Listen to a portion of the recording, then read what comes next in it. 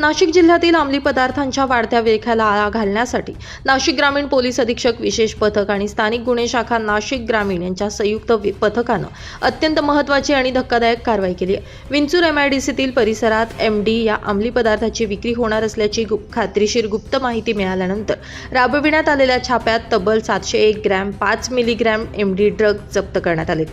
या कारवाईत एकूण 49,10,500 रुपयांचा मुद्देमाल हस्तगत करण्यात आला असून याकूब खालिद मोमीन वय 46 राहणार इस्लामपुरा विंचूर तालुका निफाड व संदेश अंबादास फापळे वय 35 वर्ष राहणार मरळगोई या आरोपीस अटक करण्यात आली आहे। दिनांक 20 जानेवारी 2026 रोजी 10:10 सुमारास लासलगाव पोलीस ठाण्याच्या हद्दीतील 21 गाव पाणीपुरवठा योजना वसाहतीजवळ विंचूर MIDC त्रिफुली ते MIDC कडे जाणाऱ्या रोडवर व इस्लामपुरा विंचूर तालुका निफाड येथील MD ट्रक ताब्यात घेऊन मोठी कारवाई करण्यात आली।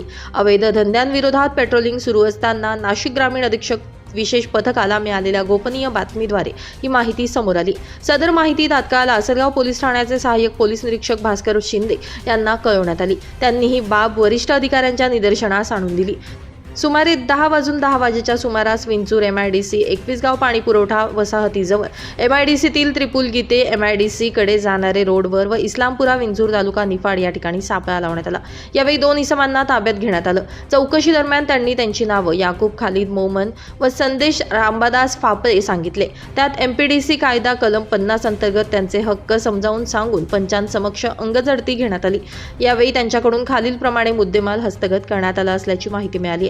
आंतरराष्ट्रीय बाजारभावानुसार जप्त MDची किंमत सुमारे 49,10,500 रुपये असून आरोपीकडील 2 दुचाकी, मोबाईल फोन आणि रोख रक्कम असा एकूण 50,15,500 रुपयांचा मुद्देमाल जप्त करण्यात आलाय।